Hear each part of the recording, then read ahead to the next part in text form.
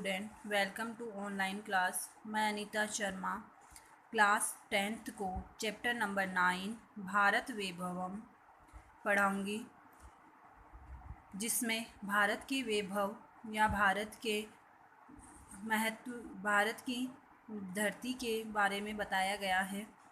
प्रस्तुतों अयम पाठ है भारत भारती वैभवम इत्याख्य ग्रंथात् संकलित है। अयम प्रस्तुत है, यह प्रस्तुत पाठ भारत भारती वैभव ग्रंथ से संकलित है, नाम के ग्रंथ से संकलित है।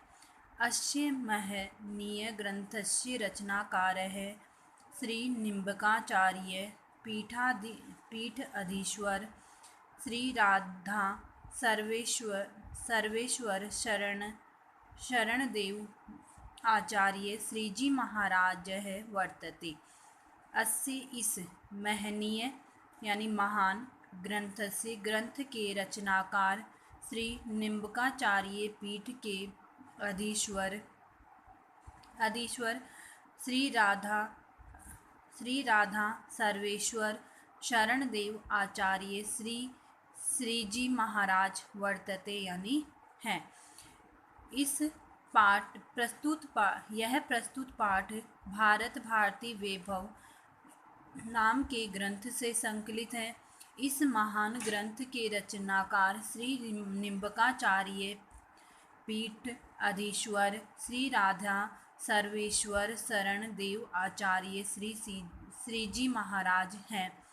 मातृभूमेः भारतस्याः च संस्कृतभाषायाः वन्दनात्मकं सुन्दरं गीतिकाव्यम् एतत् अस्ति, यत्र गीता गंगा गावः च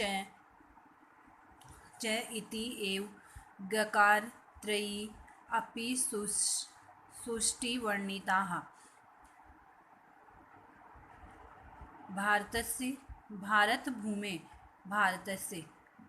भारत की भूमि भारतीयाः और भारत भारती संस्कृत भाषा का वंदना युक्त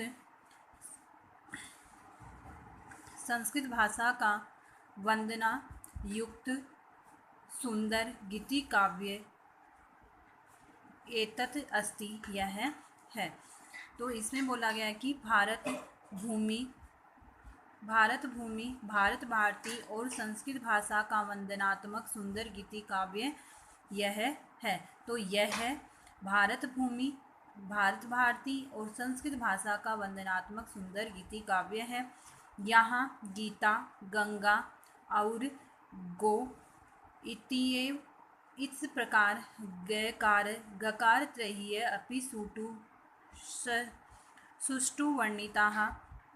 यहाँ गीता गो आदि 3 गकारत्रयीय का सुंदर वर्णन किया गया है। अत्र संग्रहीतः ग्रंथस्य, यहाँ संग्रहित ग्रंथ में थोड़े ही अंश में कलात्मक और सर्वांगीण सुंदर और मधुर यह बंकिम चंद्र चटर्जी के वंदे मातरम गीत को अनायास ही याद दिलाता है।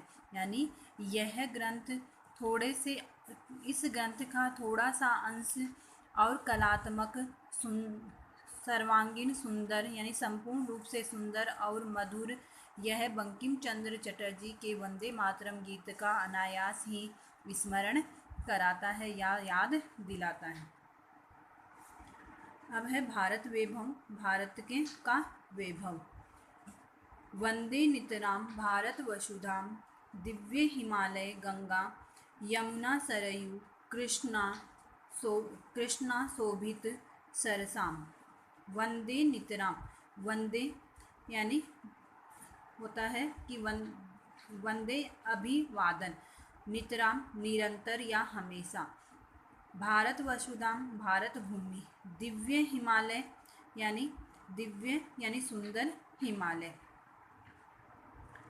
गंगा यमुना सरयू और कृष्णा, कृष्णा का मतलब होता है कावेरी, से पवित्र यह सुंदर भारत। तो इसका अर्थ हो जाएगा कि दिव्य हिमालय गंगा यमुना सरयू कृष्णा सुशोभित सरसाम।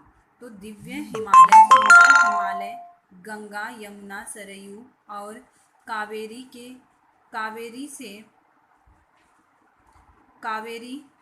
से पवित्र भारत भूमि की मैं निरंतर इस भारत भूमि की मैं निरंतर वंदना करता हूँ। तो इसका अर्थ हो जाएगा कि दिव्य हिमालय गंगा यमुना सरयू और कावेरी से सुशोभित इस भारत भूमि की मैं हमेशा वंदना करता हूँ।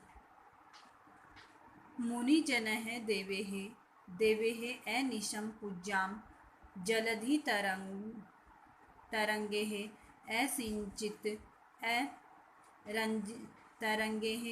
अरंजित सीमां भगवत लीला धाममयीं ताम नाना तीर्थैः अभिरमणीयां। मुनि जनेः मुनि लोग, देवेः देवता, अनिशम दिन रात, अनिशम का मतलब होता है दिन रात, पूज्याम यानी पूजा करते हैं या इसको पूजते हैं, जलधि तरंग रंजित सीमा, जलधि यानी होता है समुद्र की लहरों से, अंचित सीमा यानी सुशोभित सीमा, अंचित सीमा यानी सुशोभित सीमा या क्षेत्र जिसका है, और भगवत लीलाम यानी भगवान श्री कृष्ण की लीलाओं से युक्त धाममयी का मतलब होता है तीर्थ स्थलों से, ताम यानी उस, नाना यानी अनेक प्रकार के, धाममयी उस अनेक तीर्थों से युक्त उस भारत भूमि की मैं वंदना करता हूँ। तो इसमें बोला है कि नित्य दिन रात मुनि जन, तो अनिशम यानी दिन रात मुनि जन और देवता जिसकी पूजा करते हैं या मुनियों द्वारा जो पूजने योग्य हैं, सागर की लहरों से सुशोभित या सुंदर सीमा वाली भगवान श्री कृष्ण की लीलाओं की धाममयी यानी स्थली या स्थान, भगवान श्री कृष्ण की लीलाओं से युक्त स्थली या जन्मभूमि, ताम नाना तीर्थ है अभिरमणीय, उस अनेक प्रकार के तीर्थों वाली उस धरती की मैं वंदना करता हूँ। तो इसका दोबारा अर्थ होगा कि दिन रात मुनि जन और देवता जिसकी पूजा करते हैं और जो समुद्र की लहरों से सुशोभित प्रांत भाग है तथा भगवान श्री कृष्ण की लीला स्थली है और अनेक तीर्थों से जो सुशोभित है, उस भारत भूमि की मैं वंदना करता हूँ। तो आज आपको यही 2 करने हैं जिसका आपको हिंदी अनुवाद भेजा जाएगा, तो वो आपको अपनी नोटबुक में राइट करना है। Thank you.